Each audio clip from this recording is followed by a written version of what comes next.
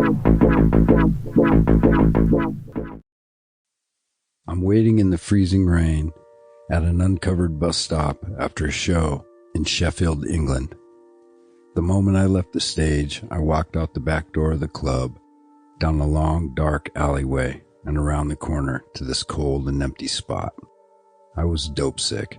I was cold and wet. I had tried to scare up some heroin between soundcheck and show, but had come away from my search with no joy.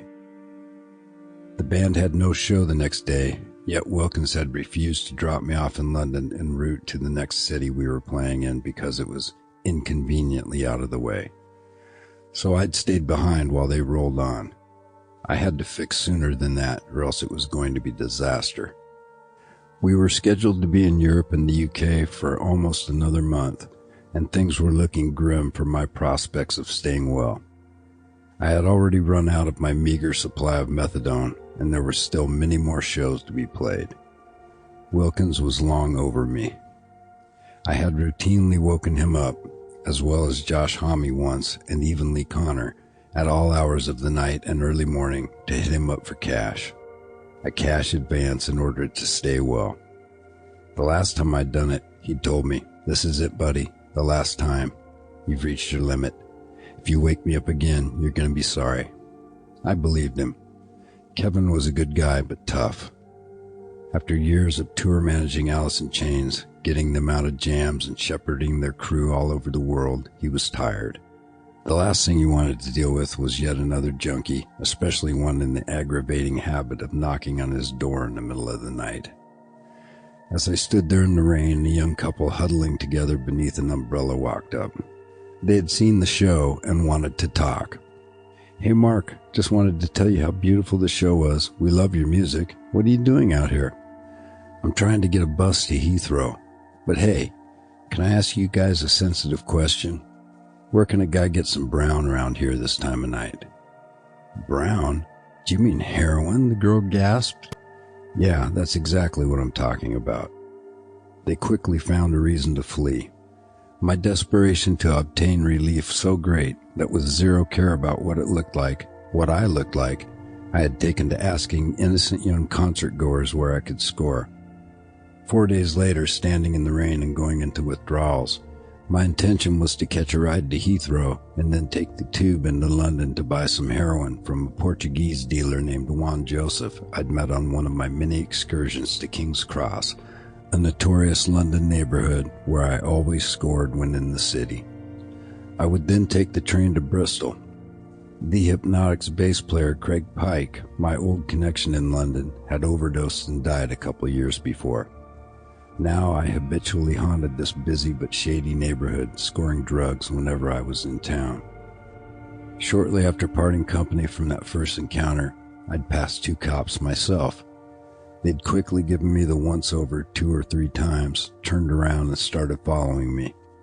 I'd unfortunately had no choice but to quickly transfer the balloons from my coat pocket to my mouth so I could swallow them if stopped, questioned, and frisked. To be caught with drugs in the UK meant not only jail time in what were said to be some of the Western world's shittiest prisons, especially for foreigners, but also most certainly a lifetime ban from the country. For this same reason, I always carried balloons and crack rocks in this fashion while out and about in America. At home in the US, I was often stopped and searched by cops. Wise to this common practice among street users and dealers, the police often asked me to open my mouth to show them if I was holding anything within. On the couple of occasions I'd had to swallow my stash with nothing more than my spit to help choke it down, I'd been compelled to search through my own shit in the days following in order to find the balloons or rocks within, they being more valuable than gold to me. I stood waiting, shaking and shivering in the bitter November night air. An hour passed, then 2 hours, still no bus. Now I began to enter a fairly advanced state of withdrawal, stomach cramping, cold sweat covering my body, mixing with and joining the cold rain running off my face and pouring from my soaked, hatless head. Finally, a short time after midnight, a bus going to Heathrow pulled up and let a couple of people off. I reached into my pocket and pulled out a 10-pound note and started walking up the stairs. "Hey, mister, are you scheduled to take this bus? I don't see anyone on my list to be picked up here." List, I thought. What the hell? Yes, I should be on the list. Ticket, he asked. I forgot to bring it. Can I just give you cash? No, you cannot, mate. These buses are pre-ticketed, and my work ledger tells me that this bus is fully booked to Heathrow. I've got people to pick up on the way. I can't take you. How can I get a ticket? You have to go to the local bus station during normal working hours or pay for it by credit card over the phone. Now off you go. Well, that was fantastic news. I hadn't the slightest clue as to where the station was. It was obviously closed anyway, and I had never even owned a credit card my entire life. I walked back down the steps, then turned around and asked, "When is the next bus coming to this stop, sir?" 3:30, mate, but you won't get on it either unless you booked it in advance. With this distressing knowledge, I got off the bus. I considered my situation. Completely empty, rain-washed streets, no extra money for the train, only enough for one from London to Bristol, no idea where either a bus or train station was, no dope in the foreseeable future, soaking wet, freezing, going into withdrawals, no phone, nor anyone to call. My options were extremely limited. As I stood in the increasingly biting cold air and rain, getting sicker by the minute, I silently cursed Wilkins and the rest of the entire goddamn band and crew. How hard would it have been to go an hour or two out of their way to drop me off, where I could have taken a train directly to the huge station in King's Cross? None of those assholes had an ounce of compassion for my self-created plight. They had begun to refer to me behind my back as Mr. Burns, the old, bitter, bent-over and creepy boss on the Simpsons cartoon television program, slightly reminiscent of Klaus Kinski in the title role of Nosferatu the Vampire. I was admittedly getting skinnier and older looking by the day. I was constantly operating on no sleep, walking the local drug neighborhoods of every city and town we visited every minute of every night I was not required to be with the band. I paced up and down the sidewalk behind the bus stop in the freezing rain. My hair and clothes were soaking wet, just the leather trousers not saturated with rainwater yet. Shaking, shivering, and occasionally gagging, on the verge of vomiting every second. I was constantly spitting out the thick, sick mucus that kept forming in my throat, a strong road sign that full-on withdrawals were right around the corner. If they came on before another bus showed up, there was no possible way any driver was going to let me on, regardless of my obvious charms. Every 5 minutes or so, I would try and sit for a moment on the slatted, rain-covered metal bench at the stop and attempt to relax, but it was so uncomfortable, and my already through-the-roof discomfort so high that I would inevitably stand right back up again. As the hours crawled by like an extra-wide tarantula, I began to shake uncontrollably. I could not stop. Just when I began thinking seriously about trying to find a hospital where I planned to desperately throw myself on the mercy of the emergency room staff, I saw the unmistakable high headlights of a bus shine against the boarded-up building at the end of the block. A bus pulled around the corner, stopping to let a few people off where I stood on the street, shaking like a victim of Parkinson's disease. After the last passenger got off, I quickly ran up the steps to where a kind-looking middle-aged female driver sat. I glanced at the clock on the dashboard, 3:30 a.m. "My lord, lad, how long have you been in the rain? You're soaking wet." I tried to hide my severe discomfort and talk normally. "A few hours, ma'am.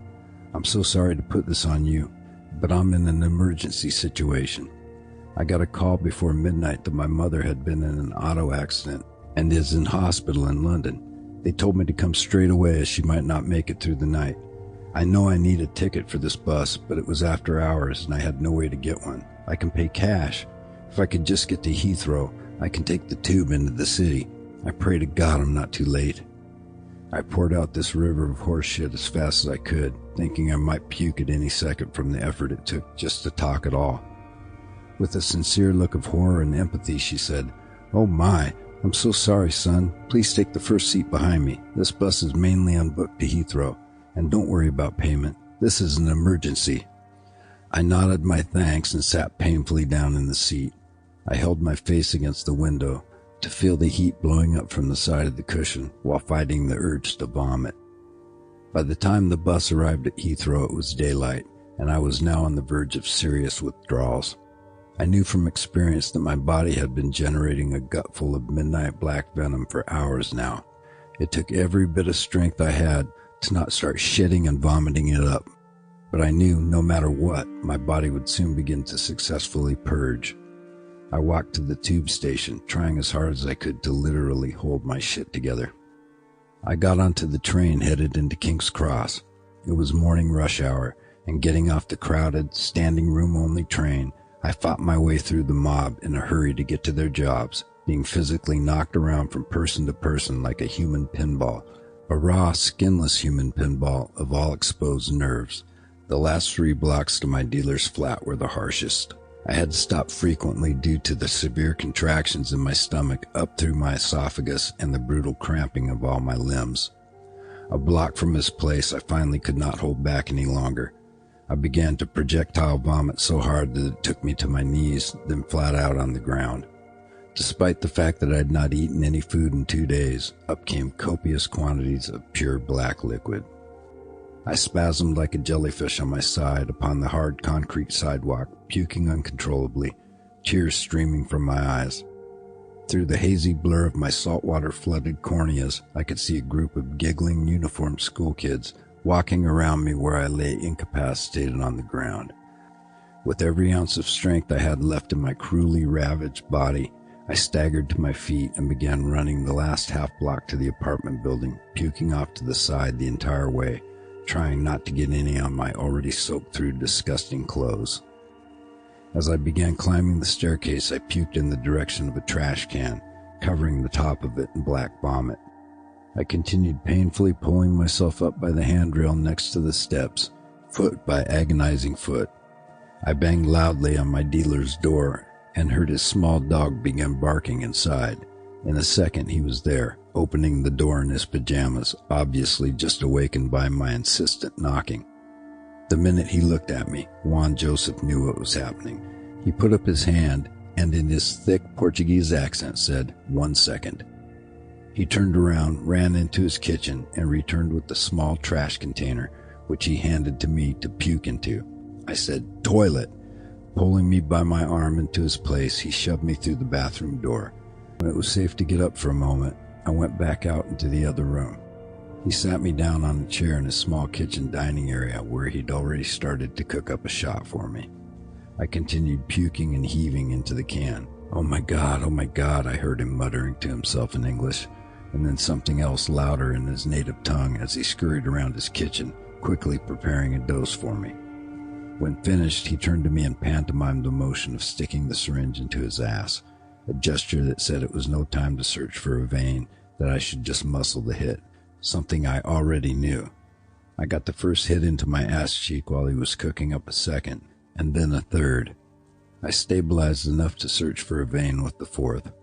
Sickness finally killed, I fell into a dark, dreamless sleep, sitting halfway up on a love seat in his living room.